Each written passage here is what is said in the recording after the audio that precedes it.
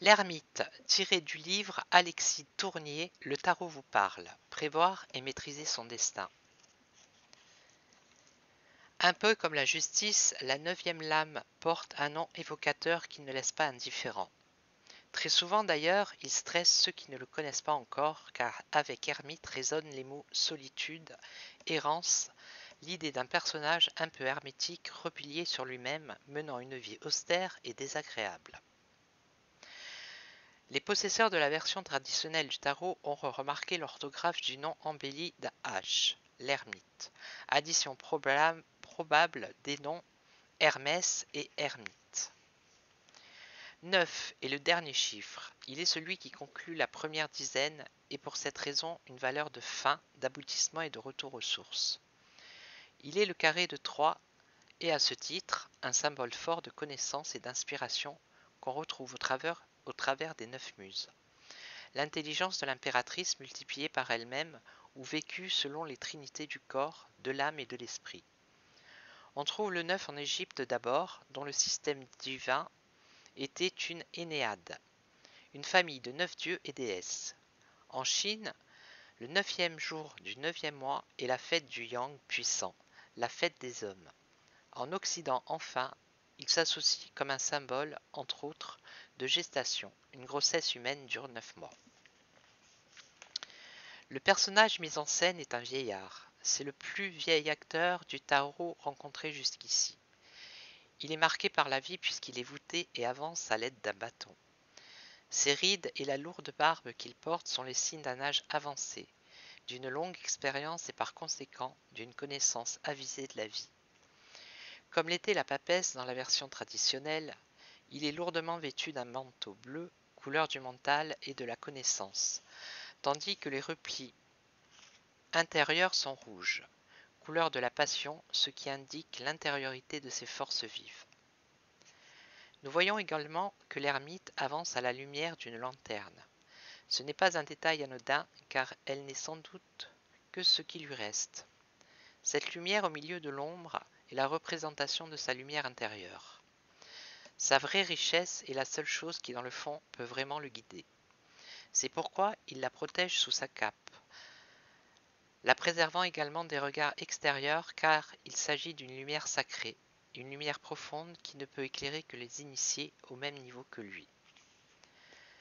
L'ermite est un personnage solitaire qui a renoncé au confort et au tumulte cacophonique de la vie matérielle pour mieux se retrouver. C'est un ascète qui, tel un moine, vit avec le minimum vital.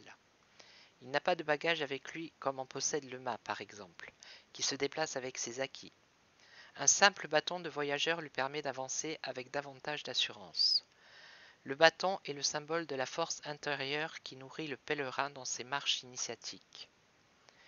Il est aussi l'outil des grands patriarches et prophètes de l'Ancien Testament qui ont conduit leur peuple, tel Moïse qui mena les esclaves hors d'Égypte pour la terre promise. La Bible raconte d'ailleurs comment, pour abreuver son peuple assoiffé, Dieu dit à Moïse d'empoigner un serpent qui se transformera en bâton, avec lequel il frappa un rocher duquel jaillit une fontaine.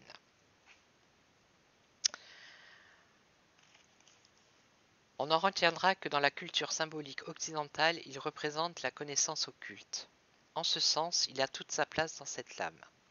Ainsi, l'ermite peut s'assimiler à une sorte de guide et d'éclaireur. Porte-t-il la lumière aux autres ou recherche-t-il celle qu'il porte en lui? Les deux à la fois, car cette seconde possibilité est indispensable pour réaliser la première. Vous avez également remarqué le déplacement de l'ermite qui se fait vers la gauche, en direction des lames précédentes, c'est-à-dire en direction de ce qu'il avait avant lui. Ce n'est pas dans le but de retourner vivre dans le passé, mais plutôt d'y revenir, telle une introspection. Ainsi, il le contemple, l'examine et médite dessus. Il le parcourt avec un œil neuf, à la lumière objective d'un éclairage extérieur à lui, et à l'aide d'un bâton, car l'effort pourrait être long. C'est un véritable examen de conscience que réalise l'ermite. C'est une intériorisation, une méditation, une recherche de son essence profonde, de son être spirituel, son âme. Après les rectifications de la justice, ses sentences et les prises de décision qu'elle imposait à l'initié, l'ermite cette fois l'invite à prendre le temps d'avancer lentement. L'initié doit faire le point. Que veut-il vraiment, mais d'abord d'où vient-il, et qu'a-t-il fait jusqu'à présent? Autrefois, le bateleur a été révélé à lui-même par la papesse, puis a reçu l'inspiration et les idées de l'impératrice, avant de rencontrer l'empereur et ses instructions concrètes. Ensuite venait la bienveillante bénédiction du pape, et le temps de l'incertitude. On ne savait plus avec l'amoureux si on allait vraiment se lancer dans l'aventure, et c'est avec le chariot que l'initié s'est décidé à agir en se laissant un peu transporter. La justice intervenait alors pour le remettre sur les rails et l'obliger à se déterminer vraiment. Le stade de l'ermite est la conséquence des décisions de la justice. En ce sens, ces lames aux allures punitives responsabilisent l'initié et est parfois difficile à vivre car elle préconise la modération, la lenteur, le labeur mais surtout la nécessité de ne se reposer que sur soi et sur ses valeurs intérieures. Il faut trouver soi-même la force, soi-même le chemin, soi-même l'épanouissement qui ne peut plus venir de l'extérieur. C'est un véritable travail spirituel que l'ermite demande d'accomplir. L'initié qui arrive à ce stade descend dans les profondeurs de lui-même et se découvre véritablement. Il retrouve ce que la papesse lui avait laissé entrevoir, mais cette fois, il y parvient tout seul. C'est le début de la sagesse. Alors si c'était une qualité, il serait une solide expérience de la vie ou la connaissance précise d'un domaine particulier. Ce serait la maturité et la sagesse à viser des gens réfléchis et prudents. Un défaut, ce serait la solitude pathologique, l'isolement hermétique des personnes coincées dans leur timidité, le complexe ou leur passé.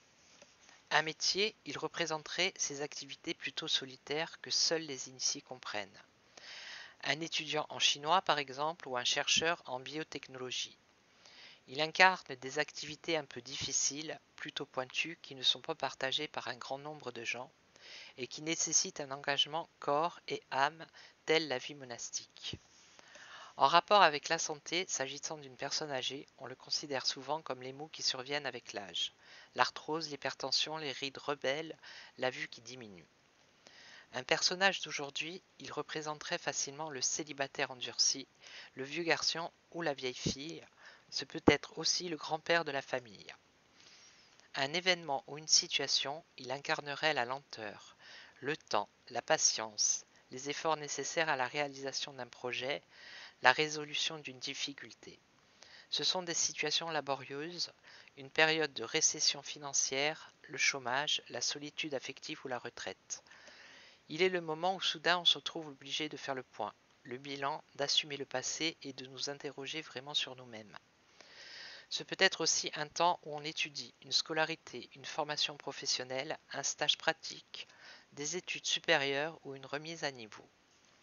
Un lieu, ce serait forcément un lieu un peu coupé du monde dans lequel précisément nous avons le temps de méditer. Une cellule de prison ou une cellule de monastère, à prendre au sens propre comme au sens figuré. Un objet, ce serait un petit quelque chose de précieux et intime. Ces petits objets dont on ne se sépare jamais parce qu'ils nous identifient symboliquement. Ce peut être un bijou de famille hérité de génération en génération, une médaille de baptême, un porte-clés porte-bonheur.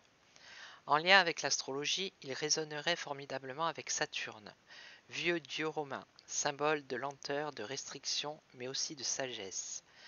Mais ce serait aussi le signe du Capricorne, dont Saturne est le maître, signe ayant le sens du labeur, des efforts sur le long terme.